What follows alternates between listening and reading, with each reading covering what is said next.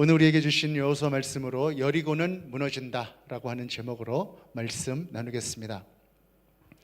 광야 생활을 마치고 이제 가나안으로 들어가는 이스라엘, 그들의 정체성의 근원은 그들에게 율법이 있었다라고 하는 것입니다. 하나님의 말씀이, 하나님이 주신 그 말씀이 그들에게 있었기에 그들은 하나님의 백성이 되었고 그 말씀의 언약을 붙들고 가나안 땅에 당당히 들어갈 수 있었던 것이죠. 그래서 하나님께서는 모세의 뒤를 이은 여호수아에게도 이 율법의 준수를 당부합니다. 여호수아 1장에서 그렇게 말씀하셨죠. 그렇게 여호수아가 하나님의 말씀을 따라 하나하나 이루어간 가나안 정복기, 바로 그 기록이 여호수아서입니다. 이 여호수아서는 모세 오경 바로 다음에 이어져서 나옵니다. 모세 오경이 하나님께서 주신 약속의 땅에 대한 선포와 언약이었다고 한다면 여호수아는 그 선포와 언약을 성취하는 그런 말씀입니다. 그렇기 때문에 모세 오경과 더불어서 이 여호수아는 서로 연관된 아주 중요한 책인 것이죠. 그래서 어떤 신학자들은요, 이 5경에다가 여호수아서를 합쳐서 6경이다, 그렇게 말하기도 하는 것이죠. 오늘 본문은요, 여호수아 말씀 중에서도 가장 중요하고 유명한 사건에 관한 말씀입니다. 바로 여리고성이 무너진 사건입니다. 가나안 정복의 서전, 시작하는 전투였고요, 모든 이후에 일어날 정복 전쟁의 기념비가 되는 전투이기도 했습니다. 우리는 지난주의 말씀을 통해서 길갈에서 하나님께서 이 첫 전투를 준비하게 하셨음을 나누었습니다.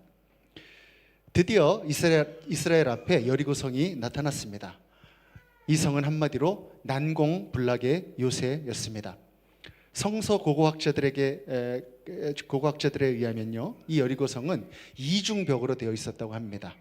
전체 길이가 1km 정도 되는 성이었고 내부 크기는 한 10,000평 정도 되는 크기였다고 합니다. 성 외벽은요 한 2m 정도 되는 두께고 내벽은 4m 정도 되는 두께였고 높이는 한 10m 정도 됐는데, 이 내벽과 외벽 사이에는 경사 30도 정도의 가파른 언덕이 되어 있었다고 합니다.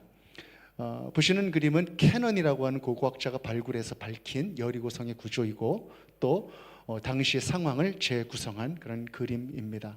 보기만 해도 공격하기도 어렵고 함락시키기 어려운 그런 성임을 알 수 있습니다. 이 성이 지금 이스라엘 앞에 나타나 있는 것입니다. 여기서 우리는 한 가지 질문을 하게 됩니다. 하나님은 왜 이스라엘에게 이 난공불락의 성을 만나게 하셨느냐라고 하는 것입니다. 40년이라고 하는 긴 세월을 이미 고생할 만큼 다 고생을 했던 이스라엘 백성이었죠. 그리고 요단강도 건넜고 할례도 받았고 유월절도 회복을 했습니다. 이제는 젖과 꿀이 흐르는 가나안 땅으로 당당하게 들어갈 일만 남은 것 같은데 지금 그 앞에 여리고가 나타났습니다. 가나안 땅을 주시겠다고 분명히 약속하셨는데 현실은 암담합니다. 우리는 이 여리고성이 무너졌다라는 것을 결론적으로 알고 있지만 우리는 당시 이 여리고성을 대면한 이스라엘의 입장에서 이 여리고성을 생각해 봐야 합니다. 이 여리고성은 정복이 불가능한 상대입니다. 이룰 수 없는 꿈이요, 절대 넘어갈 수 없는 그런 장애물입니다. 만일 힘은 좀 들어도 그래도 넘어갈 수는 있을 것 같다, 그런 정도의 어려움을 의미한다면 그러면 여리고라는 표현은 맞지 않을 것입니다. 지금 광야 민족 이스라엘은 여리고의 선진 군사 기술을 이길 수가 없고 성벽은 견고하고 높습니다. 공성전, 수성전의 경험이 없는 이스라엘에 반해서 여리고 사람들은 경험이 많습니다. 이스라엘은 경험도 없고 이제는 퇴로도 없습니다. 암흑이요 죽음입니다. 얼마나 가슴이 답답했을까 한번 생각해 봅니다.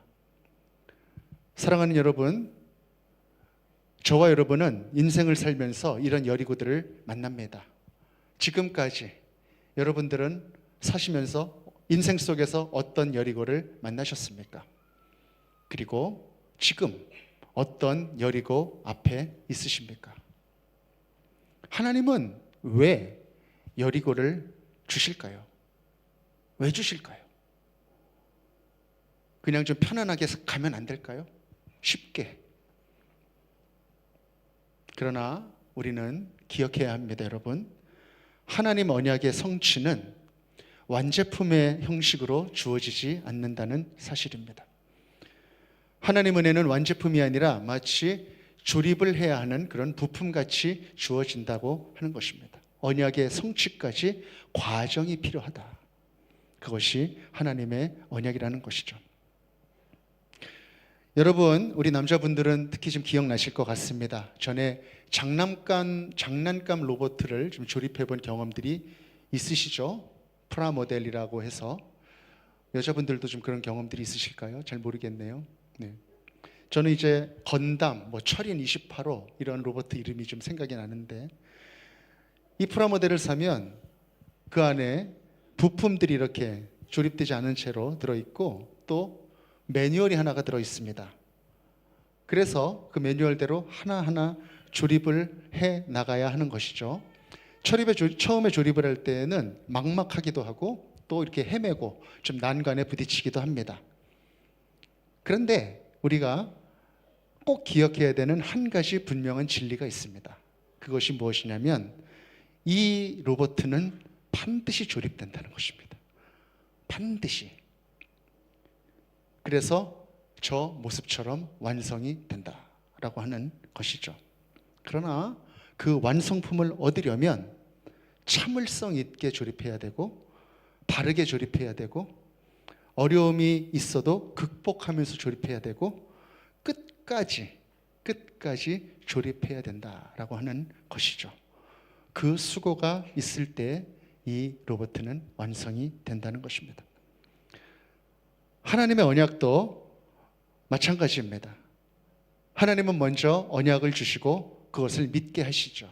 그리고 하나님의 언약은 반드시 성취됩니다. 할렐루야. 하나님의 언약은 반드시 성취됩니다. 그리고 그 언약을 이루기까지 믿는 자에게 과정을 지나가게 하신다라고 하는 것입니다. 그 과정을 통해서 더욱더 하나님을 의지하고 매달리게 하십니다. 그것이 바로 우리에게 여리고를 주시는 이유입니다.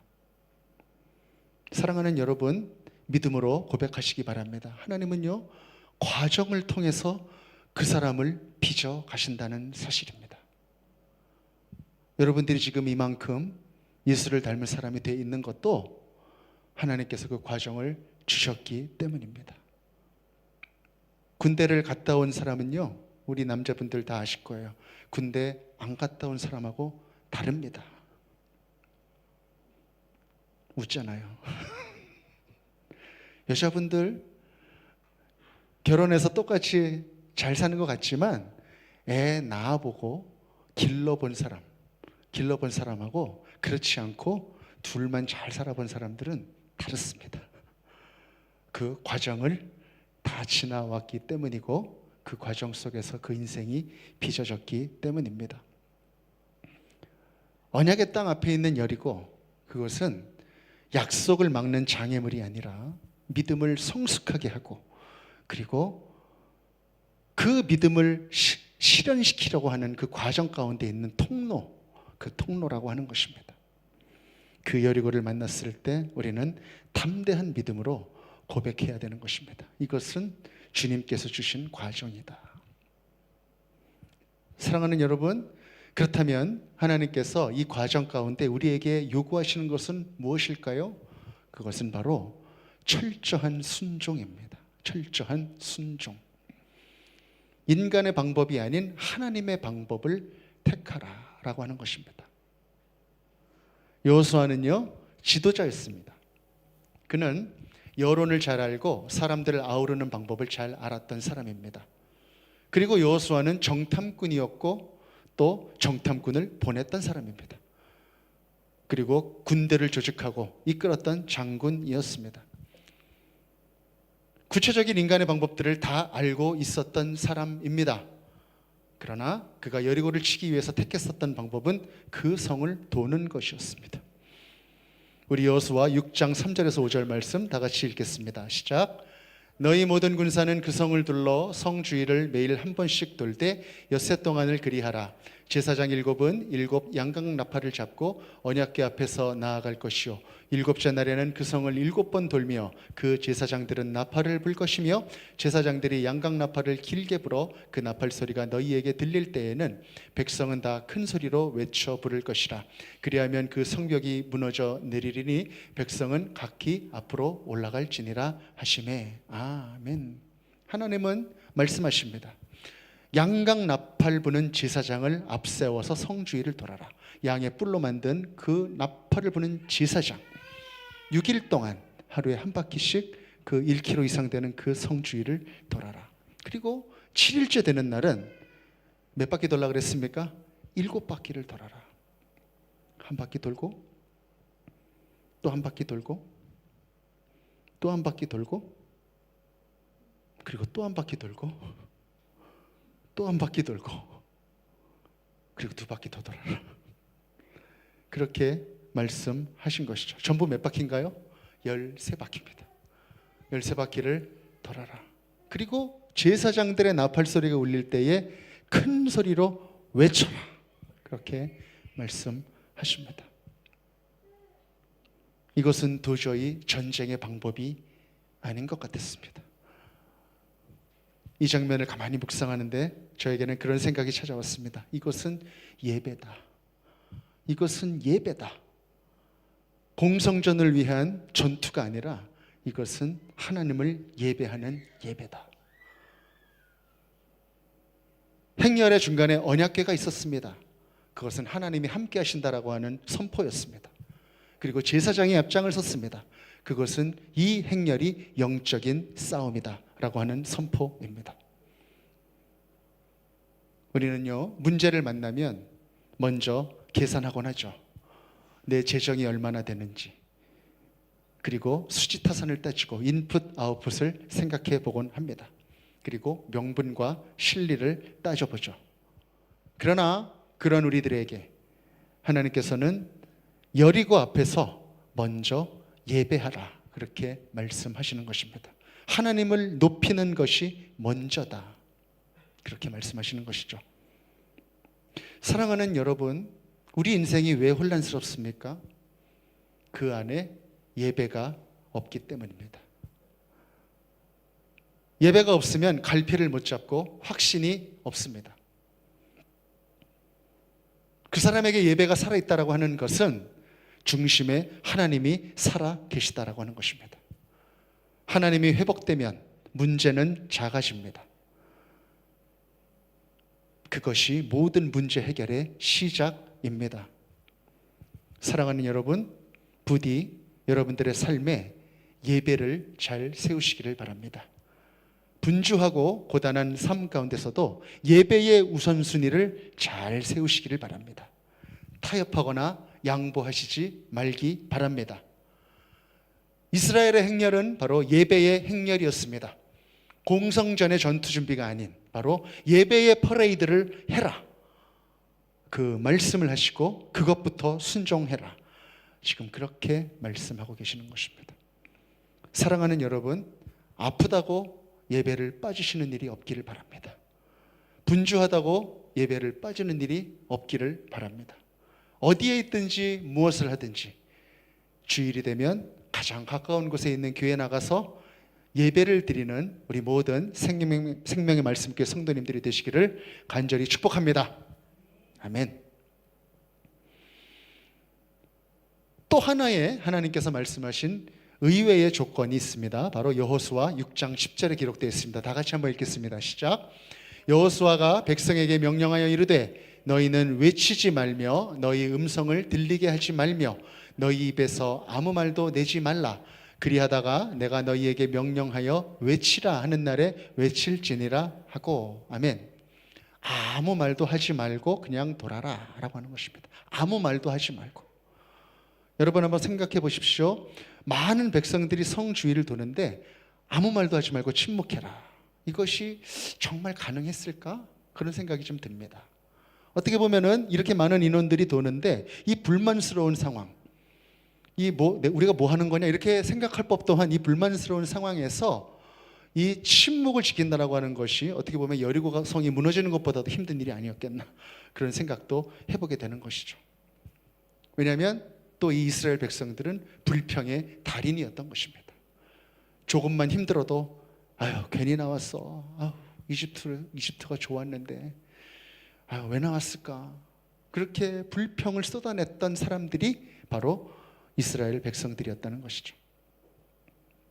사랑하는 여러분, 우리는 때때로 경험합니다. 우리가 쏟아내는 말 때문에 스스로 은혜에서 멀어지기도 합니다.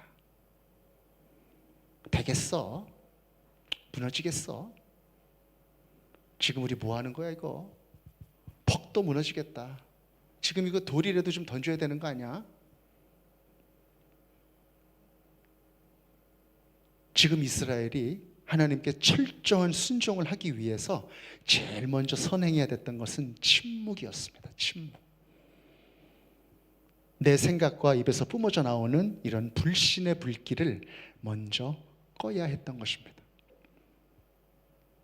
시편 46편 10절 중반절의 말씀을 보면요, 너희는 가만히 있어 내가 하나님 됨을 알지어다. Be still and know that I am God. 홍해 앞에서 주셨던 말씀입니다. 그렇게 침묵하면서 하나님의 하나님 되심을 배워야 했었기에 침묵하라 그렇게 말씀하셨던 것입니다. 우리의 불평의 입이 막히면 우리의 영의 귀가 열리게 되고, 우리의 영의 귀가 열리게 되면 하나님의 음성, 하나님의 진리가, 하나님의 능력의 선포가 우리 가운데 들리게 되는 것입니다. 여러분, 이렇게 침묵하는 이스라엘은 이제 무엇을 해야 했을까요? 바로 하나님을 더 바라봐야 했습니다. 하나님께 더 집중해야만 했습니다. 우리도 살면서 하나님을 바라봐야 되고 하나님께 집중해야 되는데 그렇게 못하는 일들이 많죠. 왜 그럴까요? 하나님께 집중하지 못하는 이유는 무엇입니까? 우리 앞에 다가온 그 문제가 너무 크게 보이고 당장 절박하게 해결해야 될 것만 같아서 하나님을 바라보지 못하고 그 문제를 집중하기 때문에 그렇습니다. 그래서 문제를 묵상하고 문제를 곱씹고, 말씀을 묵상하는 게 아니라 문제를 묵상하고, 그래서 문제가 우리 가운데 점점 커져가는 그런 일들이 있기 때문에 우리는 하나님께 초점을 맞추지 못한다는 것이죠. 그러나 감사하게도 이스라엘 백성들은 하나님께 순종했습니다.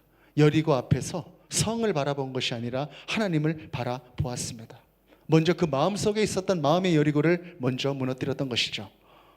길갈에서 하나님께서 잘 준비시켜 주셨기 때문에 온전한 순종을 할 수 있었던 것입니다. 사랑하는 여러분, 우리 앞에도 많은 문제들이 있죠. 문제가 없으면 불안하다 싶을 정도로 문제들이 많이 있습니다. 그러나 우리는 그 문제 앞에서 그 문제를 계속 집중하고 묵상하면서 바라보는 게 아니라 하나님께 초점을 맞추어야 합니다. 의도적으로 그렇게 해야 됩니다. 의도적으로.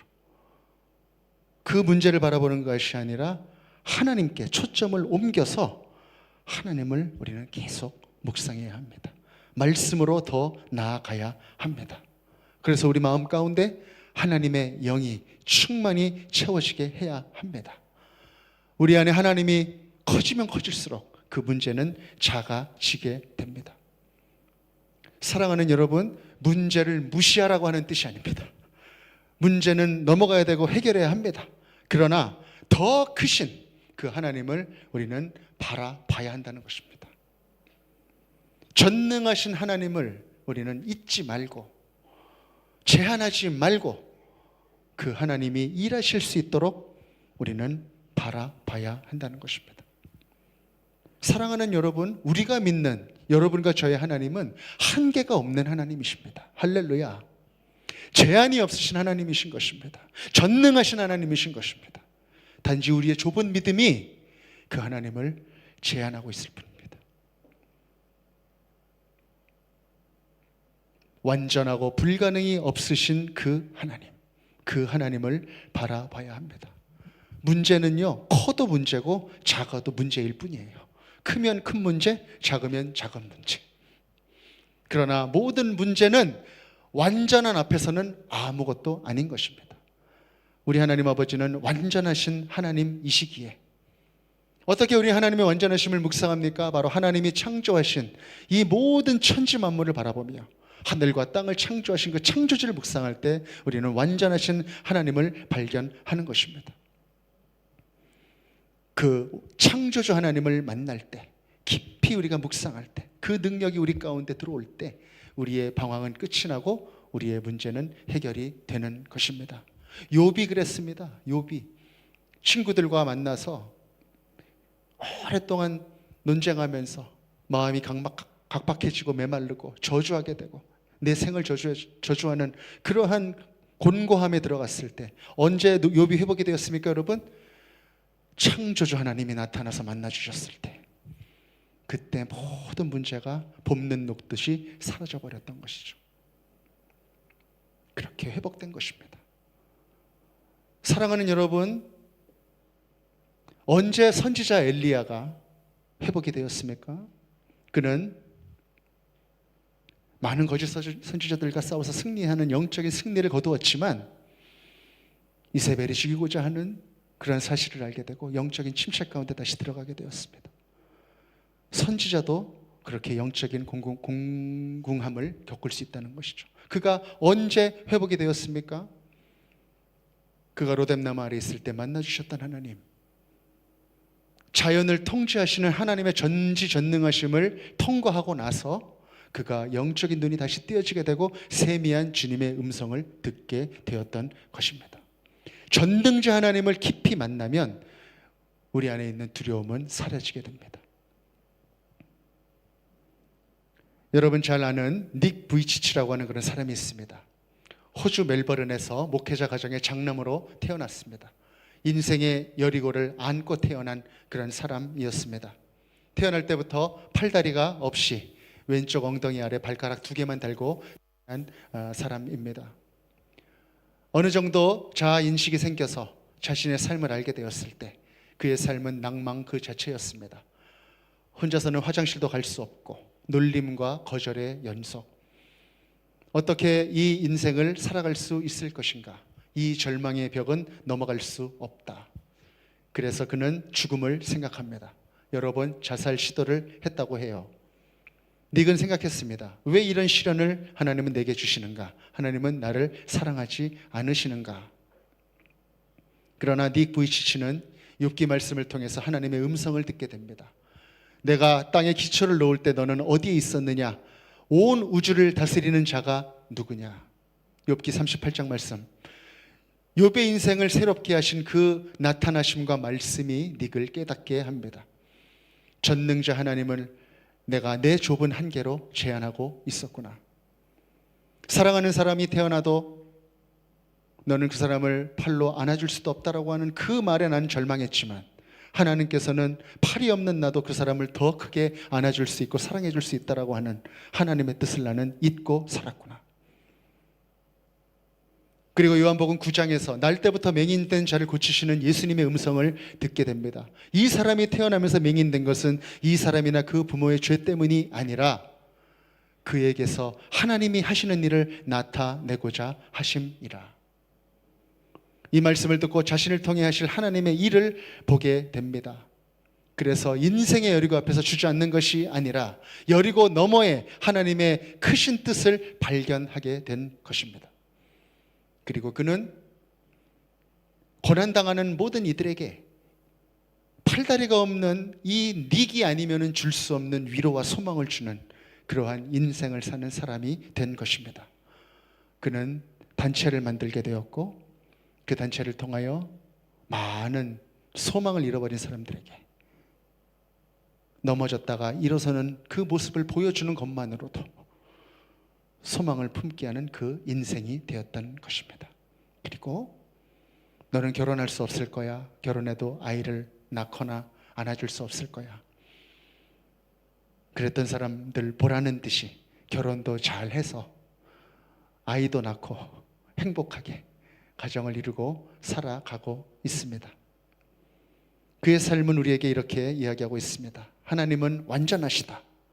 하나님께 초점을 맞추라. 도저히 답이 나오지 않는 내 인생의 여리고, 그러나 그 여리고로부터 눈을 돌려 하나님을 바라보라. 하나님의 생각은 내 생각보다 크시고 하나님의 계획은 완전하시다. 사랑하는 여러분, 꼭 기억하시기를 바랍니다. 우리 앞에 집채만한 그런 파도 같은 고난이 찾아와도 우리 완전하신 하나님께서는 그 모든 것들을 다 다스리고 계신다는 것입니다. 파도만 바라보면 파도 너머에 있는 섬, 우리 도착지는 보이지 않게 됩니다. 그러나 그 여리고 앞에 놓여 있는 가나안 땅, 그 가나안 땅을 우리가 믿음의 눈으로 바라보며 그렇게 전진하는 그런 사람들이 되시기를 간절히 소망하는 것입니다. 하나님의 언약대로 여리고는 반드시 무너진다. 사랑하는 여러분, 하나님을 깊이 생각하십시오. 하나님을 부르십시오. 하나님을 묵상하십시오. 하나님이 높임을 받으실 때 우리 안에 있는 모든 두려움과 어둠은 사라지게 될 것입니다. 걱정과 염려가 이를 해결해 주지 않습니다. 믿음의 눈을 뜨고 언약을 붙들고 전진하는 것입니다. 이스라엘 백성들처럼. 그리고 열세바퀴를 돈 후에 그 여리고성을 향해서 소리치는 것입니다. 하나님은 위대하시다. 하나님은 전능하시다. 여리고야 무너져라. 우리 한번 외쳐볼까요? 우리 큰 소리로 한번 외쳐봤으면 좋겠습니다. 하나님은 위대하시다. 하나님은 전능하시다. 더 크게, 여리고야 무너져라. 약속의 가나안은 우리 것이다. 이렇게 선포하는 것입니다. 이렇게 선포할 때 이미 우리에게 가나안을 예비하시고 승리를 주신 하나님께서 모든 일들을 하나님의 뜻 가운데 인도해 주실 것입니다.